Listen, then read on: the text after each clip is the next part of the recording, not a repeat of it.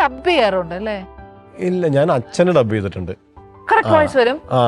Correct voice അല്ല, ഇപ്പൊ തീരെ ഇല്ല. ഇപ്പൊ ഭയങ്കര വ്യത്യാസമുണ്ട്. അച്ഛൻ പണ്ടൊരു അച്ഛനൊരു 60-65 വയസ്സുള്ള സമയത്ത് ഞാൻ പ്രാഞ്ചിയേട്ടന് ഡബ് ചെയ്തിട്ടുണ്ട്. പ്രാഞ്ചിയേട്ടൻ എന്നുള്ള സിനിമ ഫുള്ള് ഞാൻ ഒന്ന് സംസാരിക്കോ അച്ഛനെ പോലെ? അങ്ങനെയാണെങ്കിൽ തൃശ്ശൂർ ഭാഷയിൽ പറഞ്ഞ കേക്കട്ടെ. നിനക്കിനി വേണ്ട തോന്നുമ്പോ ഞാനൊരു ഫുൾ സ്റ്റോപ്പ് ഇടും. എരക്കലിനല്ല, ഉതുപ്പേട്ടന്റെ ലൈഫിന്. അതിലേക്ക് കയറ്റിയതാ. അത് നമുക്ക് തുടങ്ങുമ്പോ ഇല്ല, ഉതുപ്പേട്ടന്റെ ലൈഫിന് ഞാൻ ഡയലോഗ് ആലോചിക്കായിരുന്നു, മുഴുവനായിട്ട് എനിക്ക് ഓർമ്മയില്ല. അച്ഛന്റെ ഒരു പ്രസൻസ് അറ്റ്ലീസ്റ്റ് വന്നു ഇവിടുന്ന് പോകുന്നില്ല, അച്ഛന്റെ ഒരു ഒച്ച കേൾക്കാൻ പറ്റുന്നത്. ഇത് എപ്പോഴും അഭിനയിക്കാൻ തീരുമാനിച്ചേ? ഞാൻ ആക്ച്വലി ടീച്ചറാണ് ആയിരുന്നു, ഇപ്പൊ വർക്ക് ചെയ്യുന്നില്ല. ഞാൻ കോവിഡിന് ശേഷമാണ്, കോവിഡ് കാലഘട്ടത്തിലാണ്. ഐ എം സോ സോറി, പ്രേക്ഷകരോട് സോറി. പേര് ചോദിച്ചു. സജിത. മര്യാദകേടാണ്, പക്ഷെ എന്നാലും പറയൂ.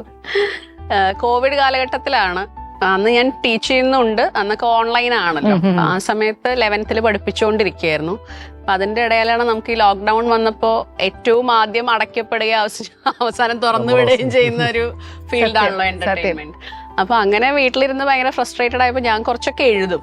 അപ്പൊ അങ്ങനെ 1-2 സ്ക്രിപ്റ്റ് ഒക്കെ കൊടുത്തപ്പോ ചെറിയ ഷോർട്ട് ഫിലിംസ് മാറി ഒരു 5 മിനിറ്റ് ഒക്കെ ഉള്ള ചെറിയ വീഡിയോസ് ചെയ്തു തുടങ്ങി സ്വന്തമായിട്ട്. അല്ല, ഞങ്ങൾ വേറെ ആരെയും കിട്ടില്ലല്ലോ, കയ്യിലുള്ള ക്യാമറയും പരിപാടിയൊക്കെ വെച്ച് ചെയ്തു തുടങ്ങി. അത് ആരുടെ രഞ്ജിത് ശങ്കറിന്റെ പേജിലായിരുന്നു തോന്നുന്നു ആദ്യം. അന്ന് എല്ലാരും എന്തും കാണുന്ന ഒരു അവസ്ഥയാണ്, നമുക്ക് അത്ര ഒന്നുമില്ല, സിനിമകളില്ല, പുറത്തു പോകാൻ പറ്റില്ല.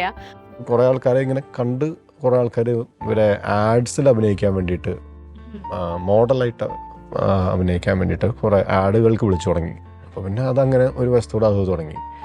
കുറെ കഴിഞ്ഞപ്പോ സിനിമയിലേക്കും ചെറിയ വേഷങ്ങൾക്കൊക്കെ വിളിച്ചു തുടങ്ങി. ഇഷ്ടമായിരുന്നു അഭിനയിക്കാൻ?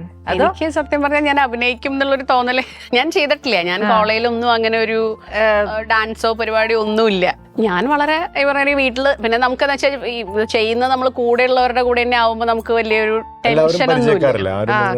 വീട്ടിലുള്ള അതേപോലെ തന്നെയാണല്ലോ. അപ്പൊ അത് കാരണം എനിക്ക് വീട്ടിൽ നിന്ന് ചെയ്യുമ്പോൾ കുഴപ്പമില്ലായിരുന്നു, സമീപിക്കണില്ലല്ലോ. അപ്പൊ നമ്മൾ ഭയങ്കര ഈസി ആയിട്ട് ചെയ്യാവുന്ന, അപ്പൊ നല്ലൊരു ഗ്രോത്ത് ആയിരുന്നു ശരിക്കും. അത് കഴിഞ്ഞ് ഇത് ചെയ്ത് കഴിഞ്ഞ് ഇവിടെ ഒരു കോൺഫിഡൻസ് ആയപ്പോ കുറച്ച് പരസ്യങ്ങൾ ചെയ്തു. ആഡ് ചെയ്യാൻ പോകുമ്പോ എനിക്ക് ഭയങ്കര ടെൻഷൻ ഉണ്ടായിരുന്നു, ചെയ്യാൻ പറ്റുമോ. ഞാൻ കുറെ തവണ ഇങ്ങനെ ചോദിച്ചു, ഞാൻ ചെയ്യണോ, വെറുതെ അറിയാത്തൊരു പണി പുറത്തു പോയി. പക്ഷെ ശരിക്ക് ഈ അബേനോട് ചിഞ്ചു പറഞ്ഞത് എന്നുള്ള സീരീസ് കണ്ടിട്ടുണ്ടെങ്കിൽ അതിന്റെ അകത്ത് കണ്ടാൽ ശരിക്ക് നന്നായിട്ട് ചെയ്തിട്ടുണ്ട്, നല്ല ഹ്യൂമറാണ്. എന്നതാ അഭയനോട് ചിഞ്ചു പറഞ്ഞത്? ഓക്കെ, അത് ഞാൻ എന്തായാലും കാണും, നോക്കിയിട്ട് കാണും. എന്നാ ചേട്ടാ, എനിക്ക് അങ്ങനത്തെ സാധനങ്ങളൊന്നും ഞാൻ ഫേസ്ബുക്കിലില്ല. ഇതിലത്തെ ഇപ്പൊ നമുക്ക് കാണുന്ന ഈ ഇൻസ്റ്റയിലൊക്കെ കാണുന്ന റീൽസ് ഒക്കെ ഇപ്പൊ അതിന്റെ ഒരു തുടക്കമാണ്. മറ്റേ ഇപ്പൊ നമ്മൾ 30 സെക്കൻഡിലേക്ക് ചുരുങ്ങില്ല, മറ്റേത് 10-12 മിനിറ്റ് അതിലത്തെ കുറെ സാധനങ്ങൾ തന്നെയാണ് ഇപ്പൊ പല ആൾക്കാർ റീൽസ് ആയിട്ട് അറിഞ്ഞോ അറിയാതെ അറിഞ്ഞിട്ടൊന്നും ആവില്ല ചിലപ്പോ. അതിലത്തെ ചില നമ്മൾ പറഞ്ഞ കുറെ കാര്യങ്ങൾ ഇപ്പൊ റീൽസ് ആയിട്ട് 30 സെക്കൻഡ് വരുന്നുണ്ട്. അപ്പൊ ആ പറഞ്ഞ കണ്ടന്റുകൾ ഇപ്പോഴും ലൈവ് ആണെന്ന് പറഞ്ഞാൽ ഒരു സ്റ്റോറി ഇതാണ്. നമ്മൾ ഈ മറ്റേ ഗൂഗിൾ നോക്കിയിട്ട് മാപ്പ് നോക്കി പോകുന്ന ഒരു അവസ്ഥയും വഴിയിൽ പെട്ടുപോകുന്നതും, വാട്സാപ്പിനെ വിശ്വസിക്കുന്ന ഒരു ക്യാരക്ടർ, അങ്ങനത്തെ അത് 2 ടൈപ്പ് ജനറേഷനും മനസ്സിലാവുന്ന രീതിയിലും റിലേറ്റ് ചെയ്യാവുന്ന രീതിയിൽ. എന്തായാലും ഇത് ഞാൻ കാണും ഉറപ്പായിട്ടും. അവസാനത്തെ എപ്പിസോഡ് അല്ല, അവസാനത്തെ പിന്നെ എഴുതുവോ? ചെറുതായിട്ട്, അങ്ങനെ ഒരു വലിയ എഴുത്തുകാരിന്നല്ല, ഇതുപോലത്തെ വല്ലതൊക്കെ ചെറുതായിട്ട്.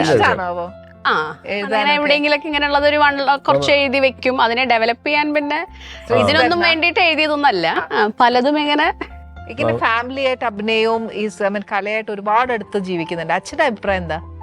അച്ഛനാണ് ഏറ്റവും കൂടുതൽ ഭയങ്കര ജോലി വിടാന്നും പറയുമ്പോ, അങ്ങനെ ഞാൻ ജോലി വിട്ടത് അങ്ങനെയാണ്. കാരണം ഇത് രണ്ടും കൂടി കൊണ്ട് നടക്കാൻ പറ്റാത്തൊരവസ്ഥയാണ്. കാരണം 11th എന്നൊക്കെ പറയുമ്പോൾ കുട്ടികളും കുറച്ച് റെസ്പോൺസിബിലിറ്റി കൂടുതലാണ്. പിന്നെ ഇപ്പോഴത്തെ കുട്ടികളെ പണ്ടത്തെ പോലെ അവർക്ക് നമ്മളെക്കാൾ കൂടുതൽ അറിവുണ്ട്. അപ്പൊ അങ്ങനെ കണ്ണടച്ചു പോയിട്ട് നമുക്കൊന്നും പറയാൻ പറ്റില്ല. എന്റെ സബ്ജക്ട് എക്കണോമിക്സ് ആണ്. അപ്പൊ നല്ലോണം പ്രിപ്പയർ ചെയ്യണം. ഞാൻ പറയും, ഞാൻ പഠിക്കുന്ന കാലത്ത് ഇങ്ങനെ പഠിച്ചിരുന്നെങ്കിൽ നല്ലോണം ഫുഡൊക്കെ പ്രിപ്പയർ ചെയ്ത് കുട്ടികൾക്ക് നല്ല കൊടുക്കണം. പോലെ ടീച്ചറിന് നല്ല റെസ്പോൺസിബിലിറ്റി ഉണ്ട് അല്ലേ? നല്ല അത് നമ്മൾ ക്ലാസ് ആദ്യമേ ആയിരിക്കും ചെറിയ പിള്ളേരെ പഠിപ്പിക്കുമ്പോൾ ഞാൻ എൻ്റെ സ്റ്റാർട്ടിങ് ഫസ്റ്റ് സ്റ്റാൻഡേർഡിലാട്ടോ ഞാൻ ആദ്യം എൻ്റെ ഫസ്റ്റ് പഠിപ്പിക്കുന്ന ടീച്ചിങ് ഫസ്റ്റ് സ്റ്റാൻഡേർഡ്. അന്ന് ഞാൻ കരഞ്ഞിട്ടുണ്ട്, എനിക്ക് ഈ പിള്ളേരെ ഹാൻഡിൽ ചെയ്യാൻ പറ്റുന്നില്ല. ടീച്ചർ വരട്ടാൻ കൊള്ളത്തില്ല. പിന്നെ റിക്വസ്റ്റ് ചെയ്ത് ഞാൻ 4th-ലോ 5th-ലോ മറ്റോ വാങ്ങിച്ചു. പക്ഷെ അവിടെ നിന്ന് മുകളിലേക്ക് പോകുന്നവരാണ് മനസ്സിലായത് ഈ ചെറിയ കുട്ടികളാണ് ശരിക്കും. 11th സ്റ്റാൻഡേർഡിനെ ഹാൻഡിൽ ചെയ്യാൻ ഒരു ബുദ്ധിമുട്ടും ഉണ്ടായിരുന്നില്ല കേട്ടോ. ആ പിള്ളേർക്ക് എന്നെ പേടിയായിരുന്നു, അവർക്ക് എന്നെ പേടിയായിരുന്നു. അപ്പൊ അങ്ങനെയുള്ള കുട്ടികളെ എനിക്ക് ഭയങ്കര ഫേസ് വെച്ചിട്ട് ദേഷ്യം കാണിക്കോ? എക്സ്പ്രഷനും ആ വോയിസും നല്ല പിടിയുണ്ടല്ലേ? അതെനിക്ക് ഇഷ്ടമായി. പല ആൾക്കാരും പറയും സജിത എപ്പോഴും ചിരിക്കും, എപ്പോഴും ചിരിച്ചിട്ടാണല്ലോ ഇരിക്കുന്നത്, എപ്പോഴും ചിരിച്ചിട്ടാണ്. ഞാൻ പറഞ്ഞു ചിരിക്കാത്ത ഒരുപാട് സമയങ്ങളുണ്ട്, നിങ്ങൾക്ക് അറിയാത്തോണ്ട്. ഏകസാക്ഷി ഞാൻ മാത്രമാണ്. അച്ഛനും മക്കളും പൂർണ്ണമായി യോജിക്കുന്നുണ്ടോ ഈ പറയുന്നതില്? എന്റെ അമ്മ ഞാൻ 5 മിനിറ്റ് ഇരുന്ന് ഇനി എന്നെ വരട്ടുമോ എന്തോ. നമുക്ക് ഭക്ഷണം കൊടുക്കാൻ ചേട്ടാ, നമുക്ക് പോവാം, കഴിക്കാം നമുക്ക്.